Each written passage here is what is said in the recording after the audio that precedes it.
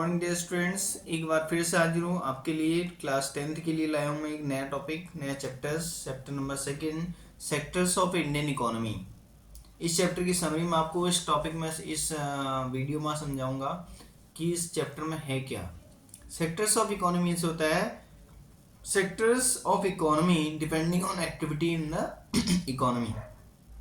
Economy में कौन से ऐसे एक्टिविटीज होती हैं जो सेक्टर्स के बेसिस पे होती हैं। ओके, सो इसमें देखो 3 सेक्टर्स हमने पढ़े थे।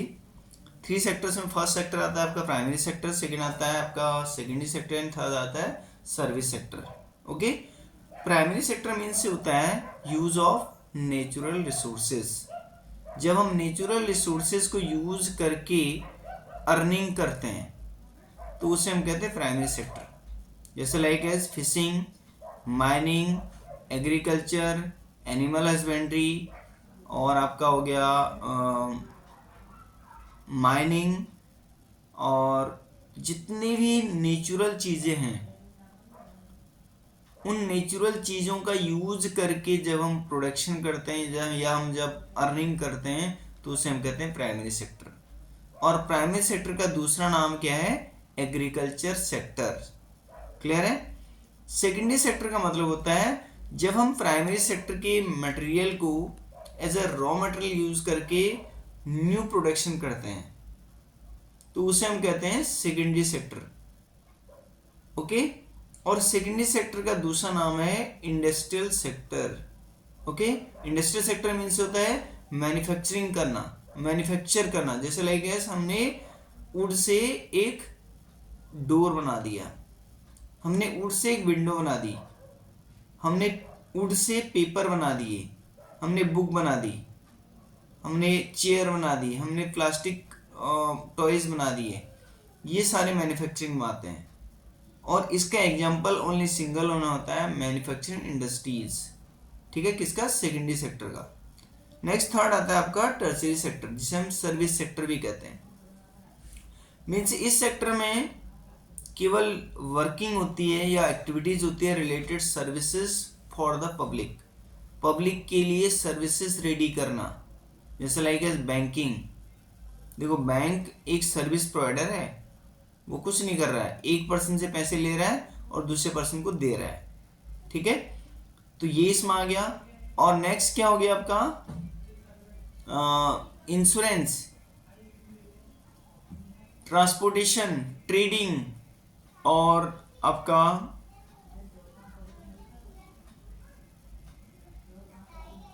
एक्सपोर्ट इंपोर्ट, ये सारे सर्विस सेक्टर के अंदर। टीचर्स, लॉयर, डॉक्टर, ये सारे सर्विस मीन्स जो आपको सर्विसेज देता है वो सारा सर्विस सेक्टर के अंदर आता है।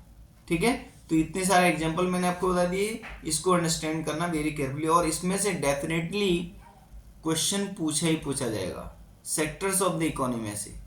डेफिनेटली क्वेश्चन आना ही आना है, इस बात को माइंड में सेट कर लो। ओके, नेक्स्ट इसमें आता है आपका, नेक्स्ट टॉपिक आता है आपका कंपेयरिंग 3 सेक्टर्स। 3 सेक्टर्स को कैसे कंपेयर करें हम। ठीक है, प्राइमरी सेक्टर देखो तीनों एक दूसरे से इंटरडिपेंडिंग है।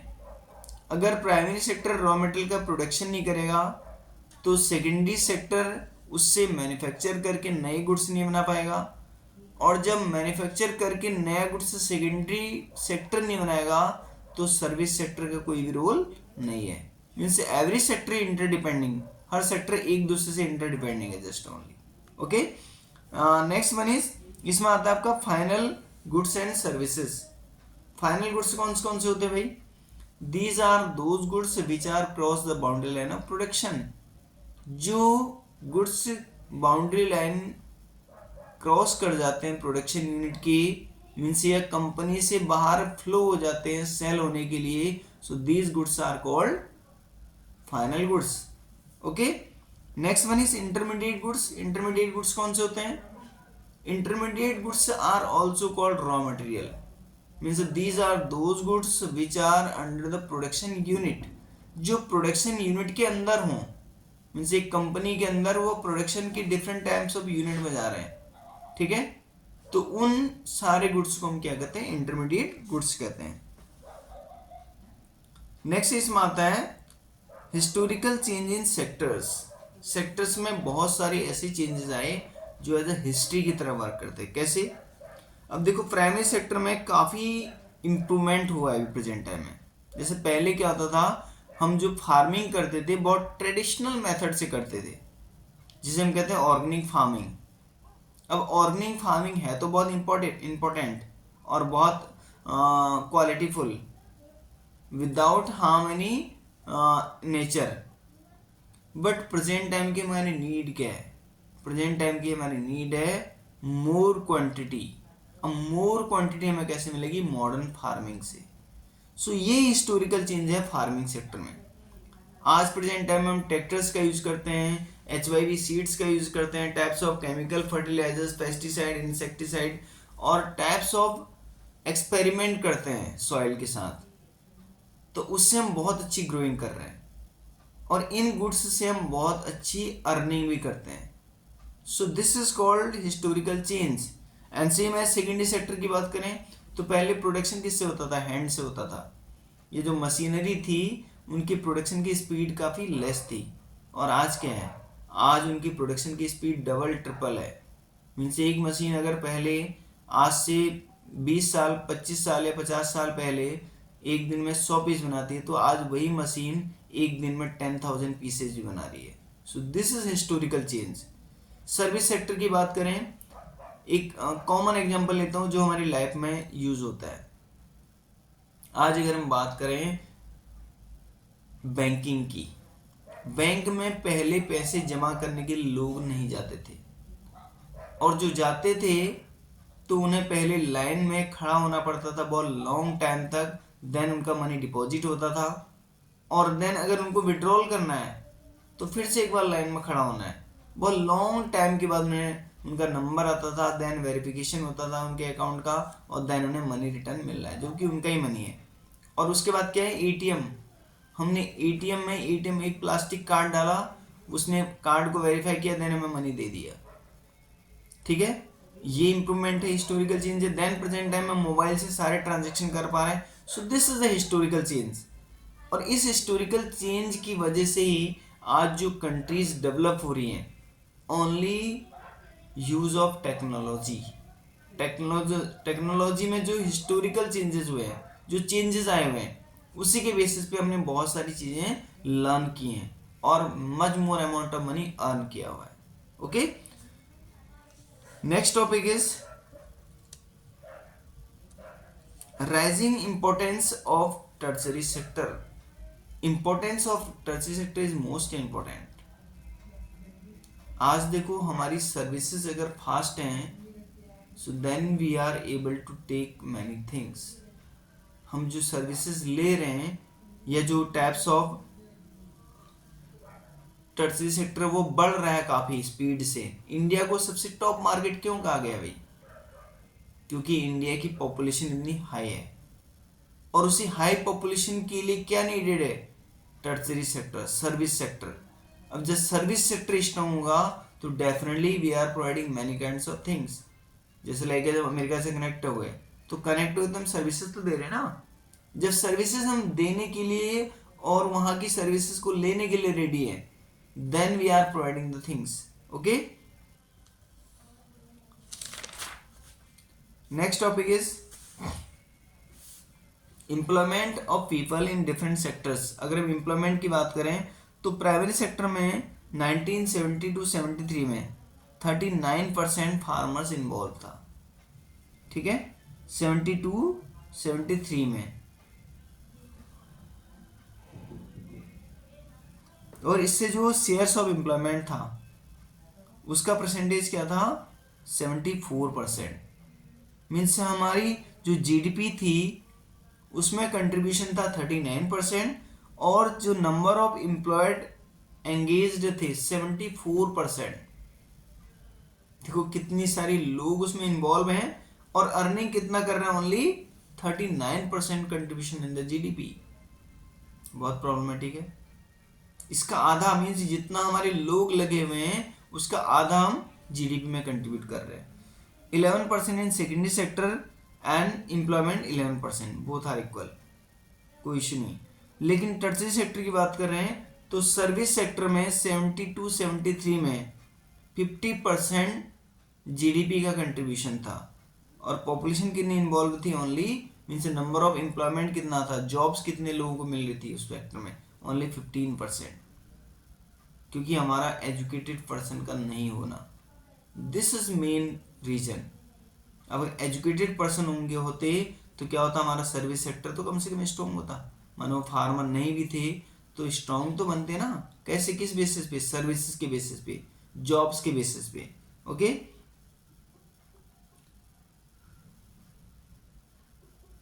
नेक्स्ट टॉपिक इसमें आता है division of sectors as organise and unorganise. Most important topic है इस चैप्टर का, second most important topic, organise and unorganise sector. Organise sector किसे कहते हैं? Means organise sector is the sector जिसमें हम गवर्नमेंट के रूल्स एंड रेगुलेशन को फॉलो करते हैं एंड अपने एम्प्लॉयर्स को सिक्योर जॉब देते हैं और उनको tax of gratuity, provident fund, ESIC means medical facilities और many other facilities also we provide. ठीक है, उसे हम ऑर्गेनाइज सेक्टर कहते हैं। मीन्स जहाँ पे स्पेशली जॉब सिक्योरिटी रहती है और प्लस पर्सन को एक अच्छी सैलरीज मिलती है।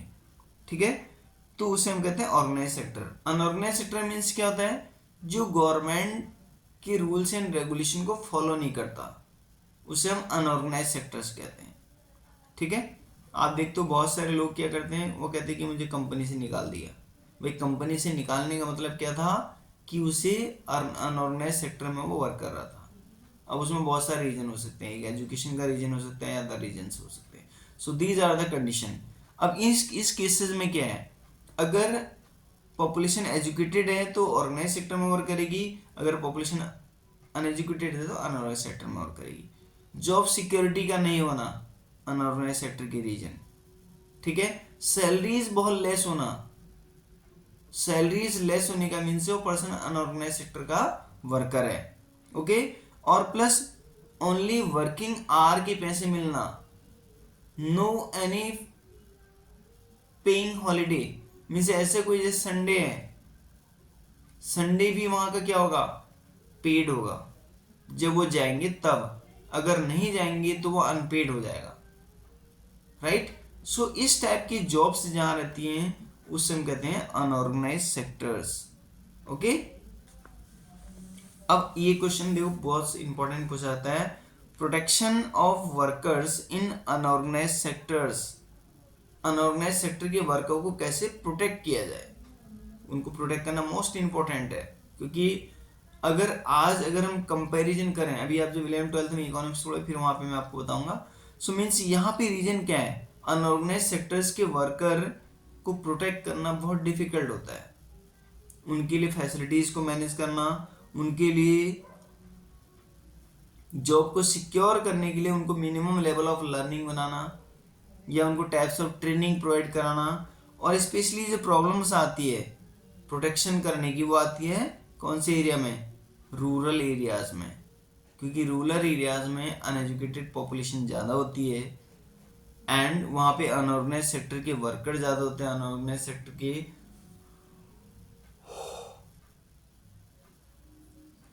कंपनी ज़्यादा होती है, इसलिए उन्हें प्रॉब्लम आती है। सेकेंड आता है अर्बन सेक्टर। अब इसमें फैसिलिटीज में प्रॉब्लम क्या आती है? रूरल एरियाज में जो एग्रीकल्चरल इनपुट्स होते हैं they are from unorganise sectors.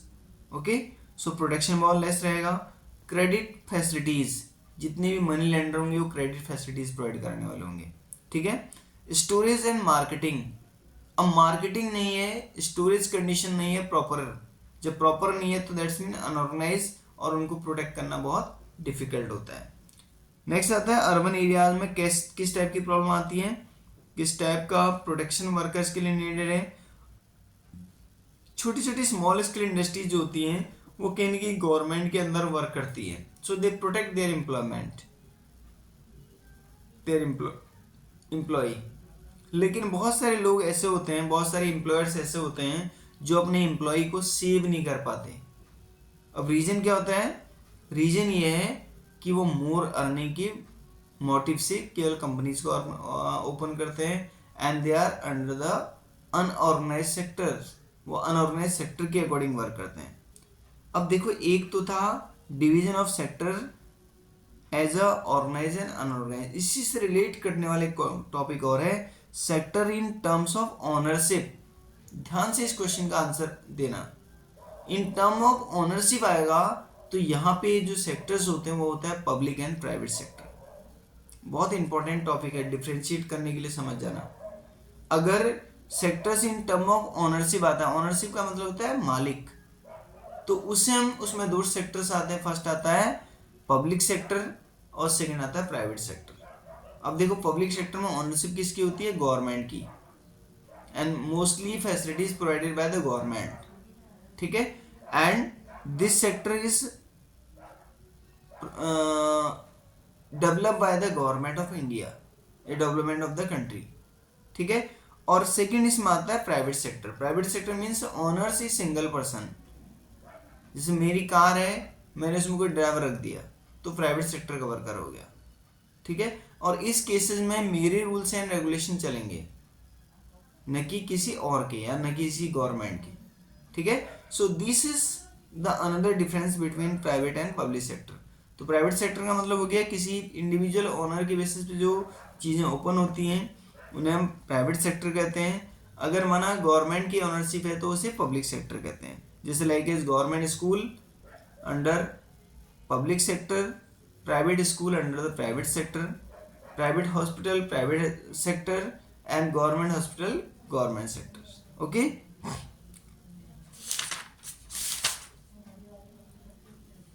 Chapter complete है। मैं एक बार शॉर्ट में आपको इसके इंपॉर्टेंट क्वेश्चन बताता हूँ। सेक्टर्स ऑफ द इकोनॉमी पूछा जाता है, ऑर्गेनाइज एंड अनऑर्गेनाइज सेक्टर्स पूछा जाता है। एक मनरेगा इसमें टॉपिक है, Mahatma Gandhi national rural employment guarantee act. ये एक्ट क्या होता है? इस एक्ट के अकॉर्डिंग रूरल एरियाज के लोगों को राइट टू वर्क भी इसका दूसरा नाम है। Mahatma Gandhi national rural employment guarantee act का दूसरा नाम क्या है? राइट टू वर्क, मीन्स हर किसी को वर्क मिलना चाहिए। अब इसका कंडीशन क्या है? इसकी कंडीशन है कि इसमें मिनिमम 1 डेज की सैलरीज आपको मिलनी है। अगर आपका जॉब कार्ड इसमें बन जाता है तो मिनिमम 100 डेज की वेजेस 1 ईयर में मिलनी है। अगर उससे मोर डेज आप वर्क करते हैं तो डेफिनेटली वो आपको एक्स्ट्रा मिलेगा, ठीक है। बट मिनिमम 100 डेज की वेजेस आपको मिलनी है। और सेकंड, आप एक रूरल एरियाज के सिटीजन होने चाहिए। और नेक्स्ट, आपके अगर चाइल्ड हैं तो उस चाइल्ड की केयर करने के लिए आप में से ही, जैसे 10 लेडीज हैं, 10 लेडीज के 10 चाइल्ड हैं, तो 10 चाइल्ड को केयर करने के लिए 2 लेडीज को अलग से अपॉइंट किया जाएगा और उनको सैलरी उस दिन की अलग मिलेगी। तो आप बच्चे को लेके भी काम करने के लिए जा सकते हैं, ठीक है। This is most important question. And मैंने आपको ऑर्गेनाइज एंड अनऑर्गेनाइज सेक्टर बताया था। यह आता है how the activities are classified in the basis of employment condition. Employment condition अगर पूछेगा तो आपने ऑर्गेनाइज एंड अनऑर्गेनाइज सेक्टर का यूज करना है। अगर आपसे पूछा जाता है इन द टर्म ऑफ क्या था? In the term of ownership, तो ऑनरशिप के बेसिस पे पब्लिक एंड प्राइवेट सेक्टर का आंसर दिया जाएगा। क्लियर? 3 सेक्टर्स ऑफ इकोनॉमी पढ़ लेना। इसमें एक न्यूमेरिकल क्वेश्चन आपसे पूछा जाता है। अब न्यूमेरिकल क्वेश्चन कैसे होता है? देखो, इसमें आता है क्वेश्चन आता है following tables given the GDP in rupees in different sectors. 3 sectors का देगा और उसमें प्राइमरी सेकेंडरी टर्शियरी तीनों सेक्टर का देगा और 2 ईयर ले लेगा, कोई से भी 2 ईयर ले, जैसे 2020 और 24, ठीक है, 2 ईयर ले लिए। अब उसमें जीडीपी का अमाउंट दे देगा और फिर कहेगा calculate the shares of different sectors. तो आप क्या करोगे? टोटल पहले जैसे 2020 दिया है तो उन सारे नंबर्स को ऐड करोगे, देन उसमें उस प्राइवेट सेक्टर में जितना शेयर है उसको डिवाइड करोगे उस टोटल से और मल्टीप्लाई कर दोगे 100 से, तो उसका शेयर निकल जाएगा, ठीक है। Same as secondary sector, same as tertiary sector. और फिर आप निकालोगे दूसरे ईयर का, और इसमें एक बार डायग्राम बनाने के लिए भी ये बोलता है। तो आपने क्या किया, जितना जितना शेयर आपका परसेंटेज निकला तीनों सेक्टर का, उसे उसी वे में एक ग्राफ लो, एक रेक्टेंगल बनाओ और रेक्टेंगल को जितनी, जैसे 100% का बना दिया, 100% में जितना परसेंट जिसको मिला हुआ है, जितना शेयर जिसको मिला है उसे माइनस करके फीड कर दो। सो ये क्वेश्चन इसमें से पूछे जाएंगे। And now just only today this one. कल हम एक नया टॉपिक लेके आपके लिए फिर से हाजिर होंगे। Thank you, take care, goodbye, all the best.